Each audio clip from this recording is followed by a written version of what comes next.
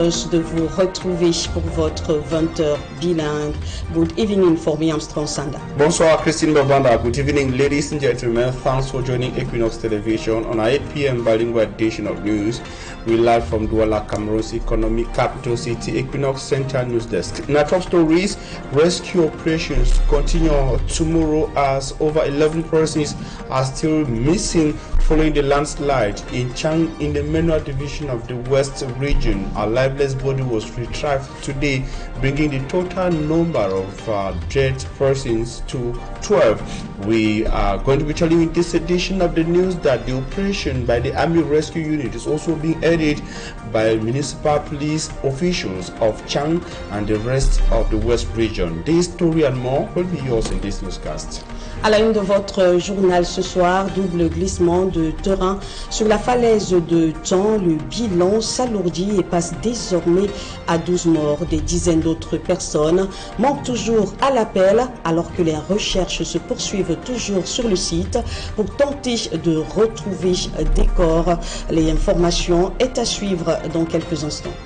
Également dans ce journal, visage hideux de Yaoundé qui croule sous le poids des tas d'immondices au nez et à la barbe des autorités. Cette insalubrité qui prend des allures d'une crise insoluble inquiète les jeunes qui, à leur tour, interpellent les autorités. Leurs réactions sont à suivre dans un court moment. Vous avez les titres, soyez les bienvenus.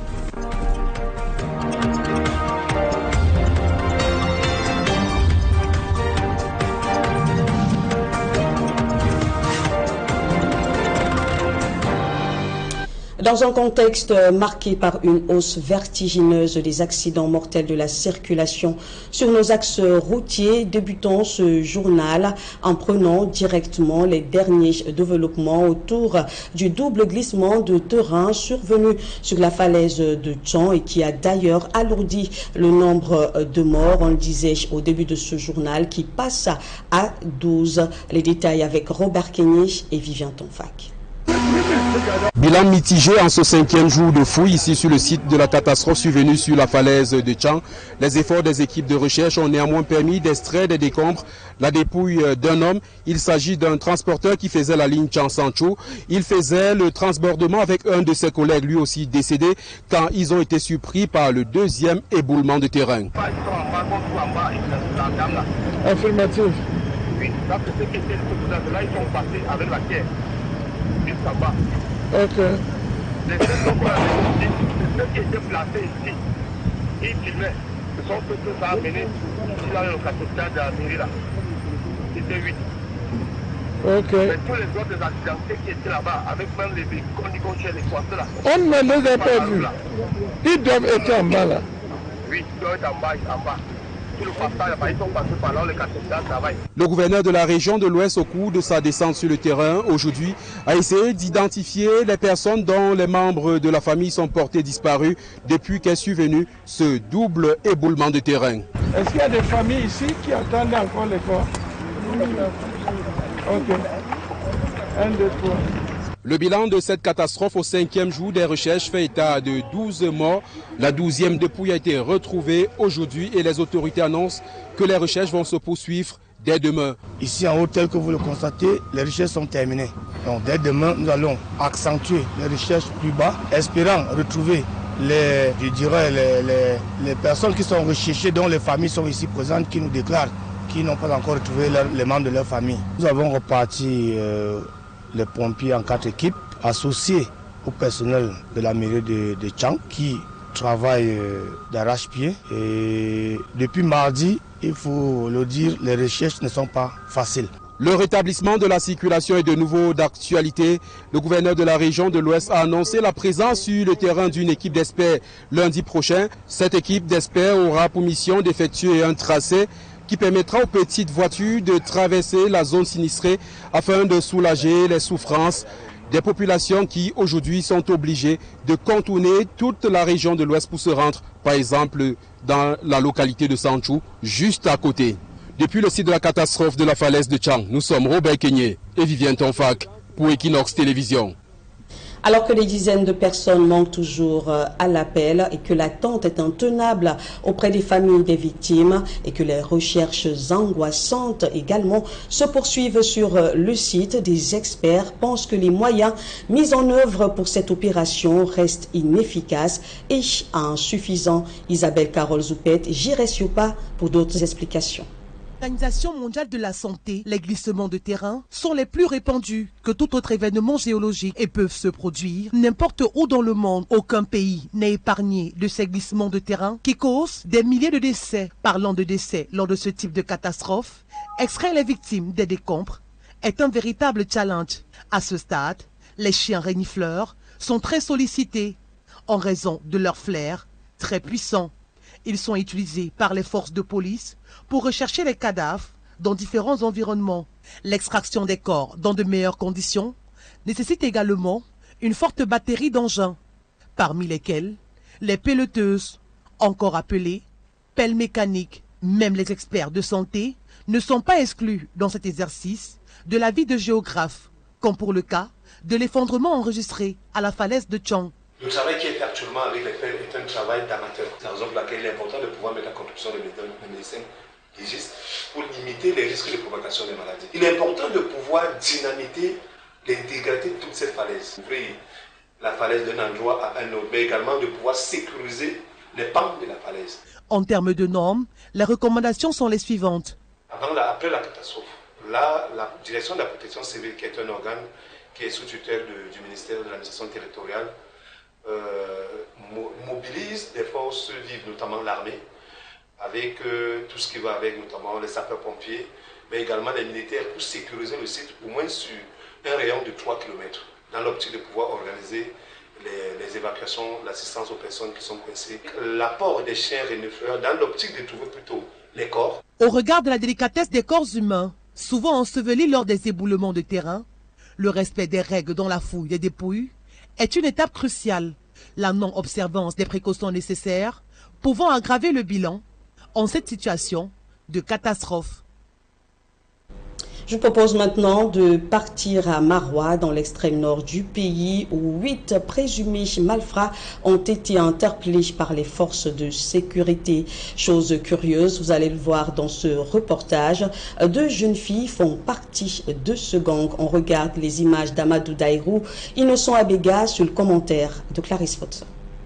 Elles sont 2 parmi les 8 présumés brigands interpellés par les forces de sécurité de Maroua, dans la région de l'extrême nord du Cameroun, en leur possession lors de leur arrestation du matériel roulant. Nous avons visité l'un des quartiers criminogènes de la ville de Maroua, en l'occurrence le quartier AD, suite à un renseignement qui nous est venu des gens également de ce milieu. On a pu prendre des poignards, des effets militaires, de la drogue en quantité et en qualité. Ces jeunes gens se distinguent également par leur forte consommation de produits psychotropes, un excitant qui leur permettrait de commettre leur forfait. Des individus s'y réunissent et fument du chanvre, partent de là pour aller troubler les paisibles citoyens via les agressions et autres. Des délinquants de ce type sont nombreux en milieu scolaire, comme l'affirme le proviseur du lycée classique et moderne de Maroua. Ce problème de la consommation de l'alcool et d'autres produits psychotropes sont légion dans les établissements. Bien évidemment, quelquefois il nous arrive quand même d'en trouver dans les sacs de nos apprenants. Et même s'il nous arrive d'en trouver, ce n'est pas dans le sac. Il y en a qui les cachent dans les lingeries intimes féminines, il y en a qui les cachent dans leur second pantalon. Ça arrive, mais ce n'est pas de manière assez régulière. Des mesures strictes ont été mises en place au niveau des établissements scolaires, comme le contrôle des cartables et des sanctions. Nous entrons en contact avec le parent à l'effet de lui présenter ce qui a été trouvé dans le sac de son enfant. Après dialogue, une sanction. Ils n'ont qu'à continuer à fuir, mais nous on va continuer à les traquer aussi. Donc qu'ils se tiennent bien là où ils sont, qu'ils sachent qu'un jour, on les trouvera qu'à 99 jours pour le bandit, un seul jour pour le patron. Les suspects feront l'objet de poursuites judiciaires dans les jours à venir. Le colonel Désiré Joseph Nguele, commandant de la Légion de gendarmerie de l'extrême nord, encourage la population à collaborer avec les forces de sécurité afin d'éradiquer l'insécurité dans la région. Direction la ville de Boya dans le sud-ouest, confrontée à la vétusté astronomique de ses établissements scolaires et à la persistance de l'insécurité. Quelles actions ont été entreprises pour améliorer les conditions de vie des populations? Eh bien, éléments de réponse rassemblés pour nous ce soir par Hexaphone, Warren The2 et Esther Manuela Anne. Écalés et décolorés, des plafonds effrités et menaçants, une négligence évidente, un délabrement généralisé. L'état de décrépitude avancé a été constaté par l'honorable Malamba Essimbe lors de sa tournée dans différents établissements scolaires de la ville de Boya. Lors de son passage, il a également profité pour remettre des kits scolaires à des élèves nécessiteux. Nous avons visité 6 écoles primaires publiques. Cette initiative reflète notre engagement commun en tant que législateur avec nos partenaires des organisations de la société civile pour travailler ensemble pour s'assurer de ce qu'aucun enfant ne soit lésé de côté. Depuis le début de la crise anglophone qui secoue les régions du nord-ouest et du sud-ouest, la plupart des écoles est confrontée à ce genre de problème, mais aussi à une insécurité prédominante avec des actes de vandalisme et des menaces contre les élèves et les enseignants. Cette atmosphère de danger crée un sentiment d'ancienneté. Notre problème majeur ici est l'insécurité. Notre école est ouverte, il n'y a pas de barrière. Plusieurs personnes entrent et sortent comme elles veulent. Même si elles ne prennent rien, c'est tout de même risqué. Et c'est surtout risqué parce que nous sommes dans un contexte d'insécurité dans les régions du nord-ouest et du sud-ouest. Ce dont nous demandons, c'est d'avoir une barrière pour l'école. Nous avons également des problèmes avec les infrastructures qui sont déjà dépassées. Les élèves n'ont pas d'acte de naissance et c'est difficile de les enregistrer, surtout quand ils arrivent en classe X. Ça devient compliqué. Je peux dire que c'est là l'un de nos principaux problèmes. Nous avons également un manque d'eau pour les élèves. Face à ces situations inquiétantes, les autorités camerounaises sont interpellées. La visite du député Malamba Essimbe aura permis de faire la lumière sur les nombreuses difficultés auxquelles les établissements de la ville de Boya sont confrontés au quotidien. Et on vous disait en titre, la capitale politique est engloutie par des montagnes de rebut en tout genre qui suscitent l'inquiétude des jeunes qui, à travers leurs photographies, interpellent à leur tour les pouvoirs publics. Reportage depuis Yaoundé, Emmanuel Diop, Marcelin Gansop.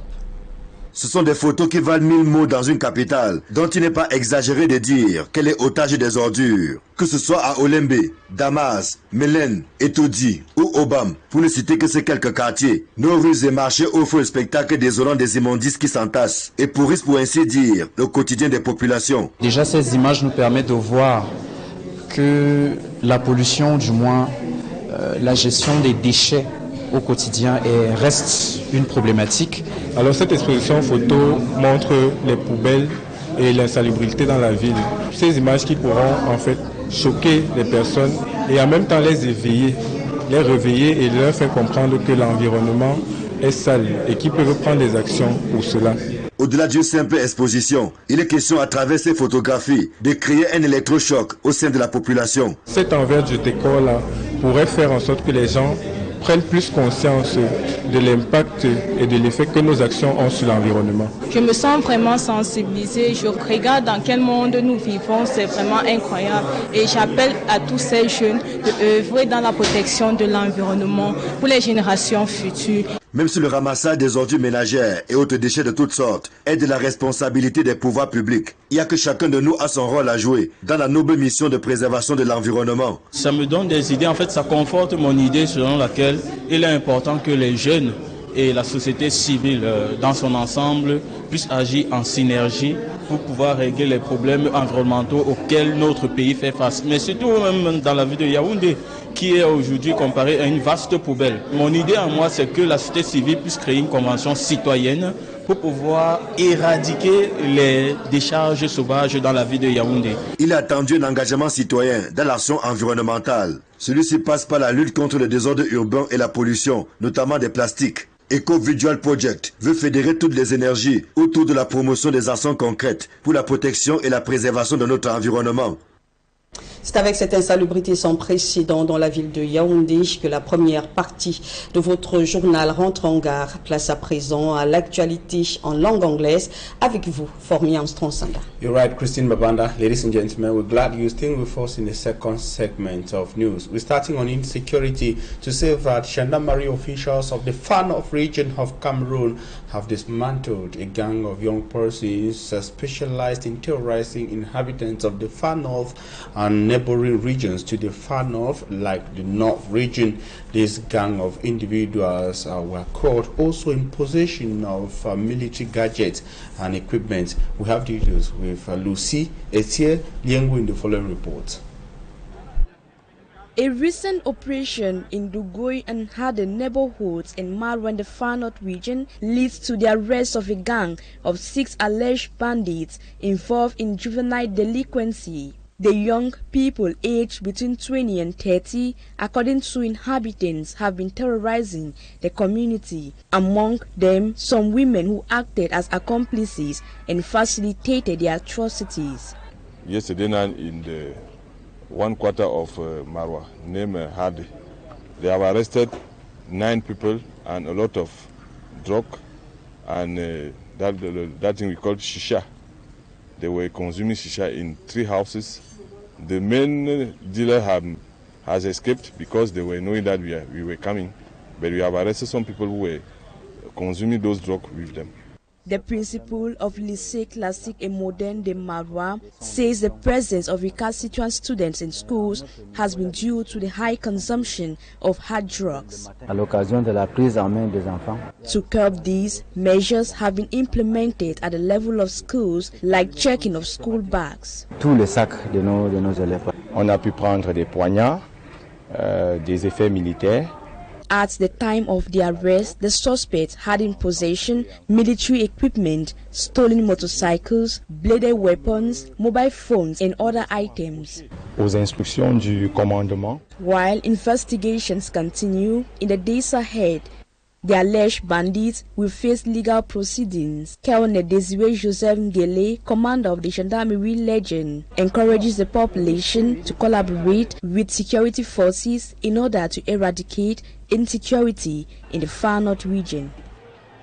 And several public structures in Buea in the southwest region of Cameroon are faced with a characteristic disturbing dilapidation, most of them schools. A case in point is government's practicing primary school in Bunduma in the heart of the town of Buea. School officials say that the school is also exposed to insecurity considering the context, notably the armed conflict in the northwest and southwest in the speaking regions. Innocent as it takes us to government's practicing school, Bunduma.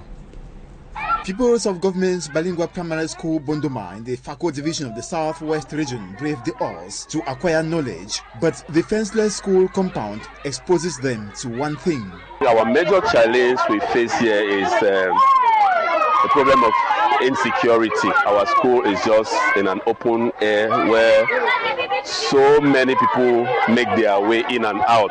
They pass, and even though they do not actually pick something from school, but it's a bit risky. It's risky too because we are in a situation where we are facing these challenges of insecurity of the northwest and southwest region. A wish is to one day have a GBPS Bunduma fenced to enhance security of these learners who quest for knowledge and teachers who are eager to instill knowledge in them. What we'll be longing, yes, is that we have a fence put around our school so that it remains the property of GBP Ebuluma and of the government. If some challenges the school faced were taken care of, notably infrastructural problems and potable water, that of birth certificates to register children remains disturbing. We used to have challenges of birth certificates for registration of the children, a good number of them. As at now, registration is supposed to have ended. We have some of them who still do not have the birth certificates. That's a principal challenge. People come and they just bring the children to school, no birth certificate. So when they get to class 6, it becomes a problem. For people who can really help is to come and find a way to help these kids have birth certificates. The school staff implore persons of goodwill to trek on a path similar to that of Honorable Malumba Esome, as he visited at least 6 primary schools within his constituency, handing school keys and financial aid to 106 underprivileged children to register for their exams. It is important to say that the work we are doing today is embedded in our commitment and dedication to the SDG, the Sustainable Development Goal on enhancing the quality of education for all. We are hoping that what we have done is to attract attention of the powers that be to the situation in these schools. With the torchlight switched on, the government is highly adjured to step in for a fence to be built around the school compound, and municipal authorities or persons of goodwill help pupils without birth certificates to be in possession of this vital document. Innocent reporting there. And on to something else, our lead story. We take you to the incident scene, that is the catastrophe on the Chang Cliff, to say that the death toll in the Chang Landslide has increased to 12 as of this Saturday, November the 9th, 2024. Equinoxe Television's team on the ground confirms that another lifeless body was retrieved from the huge soil mines this day, bringing the number to 12. Remember that as of yesterday, the number of dead lifeless bodies so far retrieved stood at 11. The man retrieved from the large soil or huge soil mass this day is identified as a driver known on the Chang Sanchu stretch of the road. We are having information that rescue operation as of today have come to a halt, and officials have promised to return to the site tomorrow. The Army Rescue Unit is being aided by municipal police officials from Chang subdivision, or rather Chang Council of the Menua division. We shall be coming back to this particular information. But however, some Cameroonians think that the CPTM-led government is not doing enough to help Cameroonians, especially family members who lost their loved ones in the unfortunate incident on the Chang Cliff. Among them is Professor Maurice Kamto of the Cameroon Renaissance Movement's political party, speaking to men and women of the press in Yaoundé yesterday. The professor and CRM national chairman castigated President Paul Biya for being silent over the grief of the people who suffered the unfortunate incident. Take a listen to him in the following extract selected by Equinoxe Television's team in Yaoundé.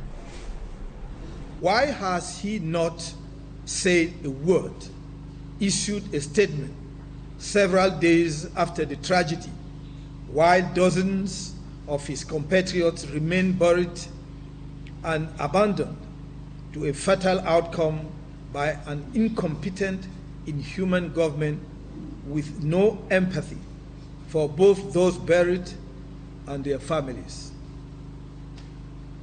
What will it take after 40 years in power to touch the human sensibilities of Mr. Paul Biya? He has shown himself to be cold and distant in the face of Cameroonians who are victims of the war against Boko Haram, the populations of the English-speaking regions, Northwest and Southwest, in civil war, various natural disasters, including the recent victims on the Mount Bankolo landslide in October 2023, which killed at least 30 people. The traffic accident on 9 October 2024 in Kombe on Yaoundé-Saint-Melima Road, and the floods in the far north region. Even to the brave soldiers and members of the security forces who fell on the battlefield, he ostensibly refused to show the slightest emotion, empathy, and human warmth, which are to be distinguished from any material or financial assistance. whatever the amount. However, even for the assistance, he did not always fully appreciate the real distress of his compatriots. And on to something else, voter apathy remains a major challenge to civil society actors in Cameroon and political stakeholders who say that the situation or the worry is preoccupying, especially among the young people in the country and physically challenged persons, in order to change the tides and get Cameroonians fully involved and engaged politically as a civic responsibility. Next year, which is an electoral year in Cameroon, civil society actors are taking the lead in strategizing on just how to sensitize and convince most people. And one of these civil society actors and group is the Action for Development Empowerment that has launched what is it qualifies as my voice, my vote, my voice, my vote, my voice. Launched in Yaoundé is aimed at encouraging young Cameroonians to get themselves registered and also actively participate in the voting process. They say that they will target young persons off and online and in strategic regions in Cameroon in order to get them politically active, but also respecting their civic responsibility of registering to vote. Take a listen to some of the civil society actors who spoke after the launch of My Vote, My Voice in Yaoundé. Our project, My Vote, My Voice, aims to bridge the gap by mobilizing more citizens, especially women, youth, and people with disabilities, to register and engage in the democratic process. By boosting voters' registration, we strive to ensure that the voices of all Cameroonians are heard and represented in the 2025 elections. To train 100 youth leaders, community mobilizers, and influencers on civic engagement and political participation. This training will hold in Yaoundé and in Gandere in the month of November. We are going to be making use of mobile caravans that will be walking out the streets of Yaoundé and Gandere to sensitize youth to get registered. We're going to create a Facebook page, My Vote, My Voice, where youths who are mostly on Facebook can be able to access the information we are going to be passing out. What we are going to put in place is a podcast where we are going to be inviting active citizens who are going to be talking about political participation and civic engagement.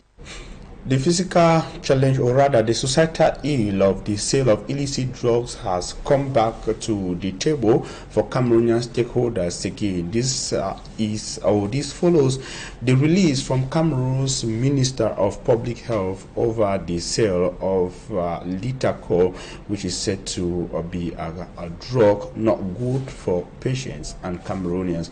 We have details with Cedric Chakuchu in the following report. Release from the Minister of Public Health, the counterfeit medicine litacol tablet manufactured by Medical Pharmaceutic used in the relief of nasal congestion and sinuses is in circulation in the national territory, an incident which brings back on the table the selling of illicit medicine in the country.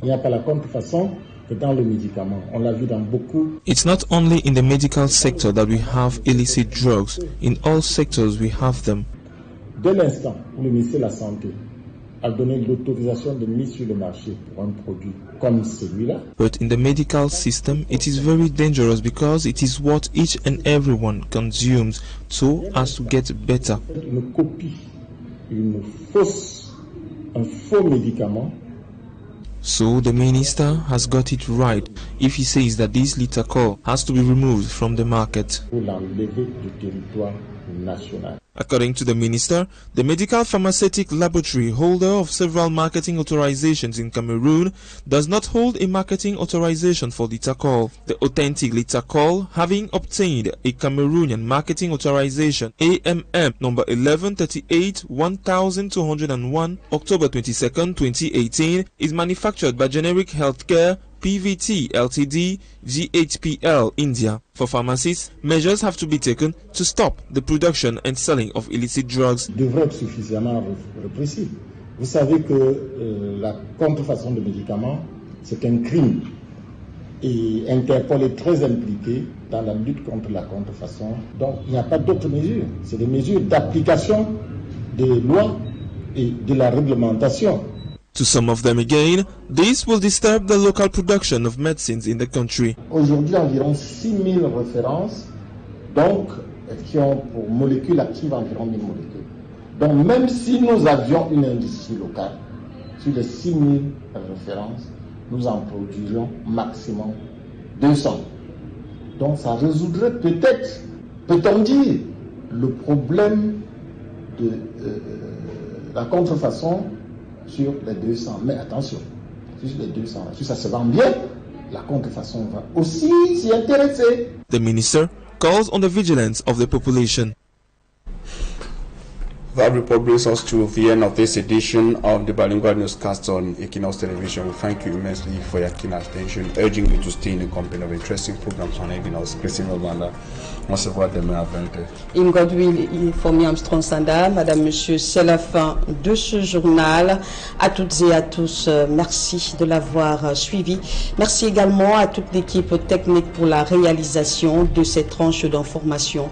Portez-vous comme un charme et restez en compagnie de nos programmes les meilleurs.